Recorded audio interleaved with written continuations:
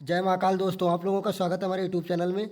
आज का हमारा ये वीडियो है ईवीएस का। 15 क्वेश्चन कराएंगे। 15 में आपको 5-6 क्वेश्चन सीटेट और यूपी टेट में देखने को मिलेंगे। चलिए देखते हैं पहला क्वेश्चन किसी परितंत्र में तत्वों का चक्रण कहलाता है। तो क्या कहलाता है? इसका राइट आंसर है हमारा ये क्या है, जीव भू रासायनिक चक्र।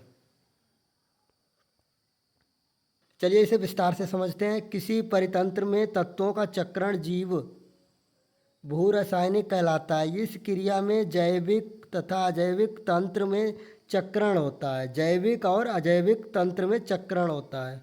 चलिए क्वेश्चन नंबर अगला देखते हैं। जैविक समुदाय में प्राथमिक उपभोक्ता है। तो किसका राइट आंसर है हमारा सी, शाकाहारी। चलिए इसे विस्तार से समझते हैं। जैविक समुदाय में पौधे उत्पादक होते हैं तथा जो इनके द्वारा भोजन प्राप्त करते हैं वे शाकाहारी होते हैं। ये प्राथमिक उपभोक्ता भी कहलाते हैं। चलिए क्वेश्चन नंबर अगला देखते हैं। जब मोर सांप खाता है, सांप कीड़ों को खाता है और कीड़े हरे पौधे को खाते हैं तो मोर का पोषण तल है। तो क्या है इसका राइट आंसर? क्या इसका राइट आंसर हमारा डी, खाद्य पिरामिड के शीर्ष पर। चलिए इसे विस्तार से समझते हैं हम लोग। जब मोर सांप को खाता है, सांप कीड़े को खाता है और कीड़े हरे पौधे को खाते हैं तो मोर पिरामिड के शीर्ष पर होगा। इस पिरामिड इस प्रकार बनेगा। चलिए चित्र के माध्यम से हम आप लोगों को दिखाते हैं। देखिए, सबसे पहले उत्पादक क्या है? हरे पौधे। प्राथमिक उपभोक्ता क्या है? कीड़े। द्वितीय उपभोक्ता क्या है? हमारा सांप। और तृतीय क्या है? हमारा मोर। चलिए क्वेश्चन, गैसीय अपशिष्ट है तो क्या अपशिष्ट है? इसका राइट आंसर है हमारा डी, लकड़ी, कोयले से जलने वाला धुआं। चलिए इसे विस्तार से देखते हैं हम लोग। लकड़ी तथा कोयले से निकलने वाला धुआं गैसीय अपशिष्ट का उदाहरण है। इससे methane, carbon monoxide, carbon dioxide आदि गैसें निकलती हैं। चलिए क्वेश्चन नंबर अगला देखिए। जब एक सजीव लाभ लेता है बगैर दूसरे सहवासी जीव को प्रभावित किए तो कहलाता है। तो क्या कहलाता है? इसका राइट आंसर हमारा वी है, सहभोजी। क्या कहलाता है? सहभोजी कहलाता है। चलिए हम इसे विस्तार से समझते हैं। सहभोजी क्या है? दो जातियों के बीच ऐसा संबंध जिसमें एक जीव दूसरे जीव को बिना हानि पहुंचाए लाभ लेता है। फर्न,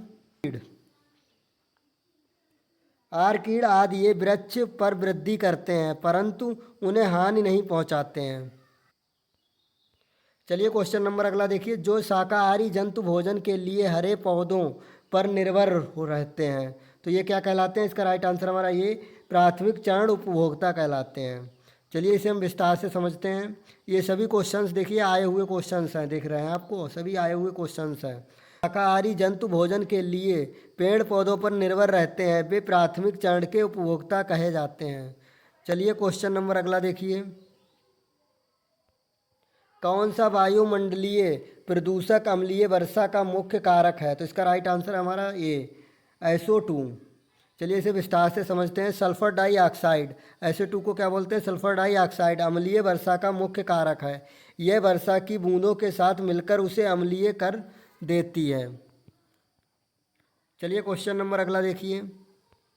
निम्न में से कौन सा सर्वाधिक उत्पादक पारिस्थितिकीय तंत्र है? तो इसका राइट आंसर है हमारा ये, उष्णकटिबंधीय वर्षावन। चलिए हम इसे विस्तार से समझते हैं थोड़ा सा। दिए गए विकल्प में सर्वाधिक उत्पादक पारिस्थितिक तंत्र उष्णकटिबंधीय वर्षावन है। चलिए क्वेश्चन नंबर अगला देखते हैं। निम्नलिखित में से कौन सी ग्रीन हाउस गैस नहीं है? तो कौन सी गैस नहीं है? इसका राइट आंसर हमारा सी, CO2 मतलब कार्बन डाइऑक्साइड। चलिए क्वेश्चन नंबर अगला देखते हैं। ओसोम का प्रसिद्ध एक सींग वाले गैंडे वाला वन्य जीव अभ्यारण्य कौन सा है? तो इसका राइट आंसर क्या हमारा? इसका राइट आंसर है वी, काजीरंगा। असम का काजीरंगा राष्ट्रीय उद्यान एक सींग वाले गैंडे के लिए प्रसिद्ध है। ये क्वेश्चंस 100% आएगा यूपी टेट और सी टेट दोनों में। क्वेश्चन नंबर अगला देखते हैं। खाद्य श्रृंखला के पारस्परिक समूह को कहा जाता है। तो क्या कहा जाता है? इसका राइट आंसर हमारा सी, खाद्य जाल कहा जाता है। चलिए थोड़ा इसे विस्तार से समझते हैं। प्रकृति में खाद्य श्रृंखला एक सीधी कीड़े के रूप में नहीं होती है बल्कि सभी एक दूसरे से पारस्परिक संबंध द्वारा एक समूह बनाते हैं जिसे खाद्य जाल कहा जाता है। किसी नदी के प्रदूषण स्तर की माप की जाती है, तो किसके माध्यम से की जाती है? इसका राइट आंसर है हमारा सी, BOD। किसी नदी के प्रदूषक स्तर की माप BOD में की जाती है। चलिए क्वेश्चन नंबर अगला देखते हैं। वायुमंडल की सबसे ठंडी परत कौन सी है? तो इसका राइट आंसर है हमारा बी, मध्यमंडल। चलिए इसे विस्तार से समझते हैं। पृथ्वी तल से ऊपर की ओर जाने पर पहले तापमान घटता है, फिर बढ़ता है, और मध्यमंडल के बाद फिर बढ़ना शुरू हो जाता है। मध्यमंडल की मध्यम सीमा पर तापमान गिरकर 100 सेल्सियस तक पहुंच जाता है। चलिए क्वेश्चन नंबर अगला देखते हैं। निम्नलिखित में से किस एक प्राणी को किसान का मित्र कहा जाता है? तो इसका राइट आंसर है हमारा वी, केंचुए को कहा जाता है।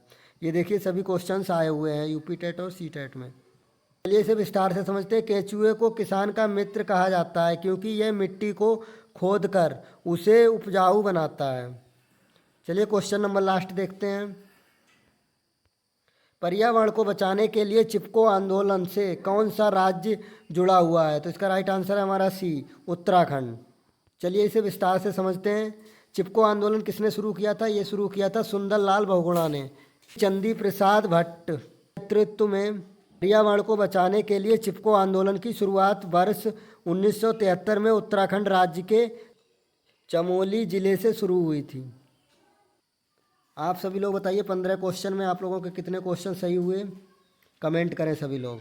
आप लोग बताएं हमारा ये वीडियो कैसा लगा। अच्छा लगा हो तो लाइक करें, अगर आप नए हैं तो हमारे चैनल को सब्सक्राइब करें।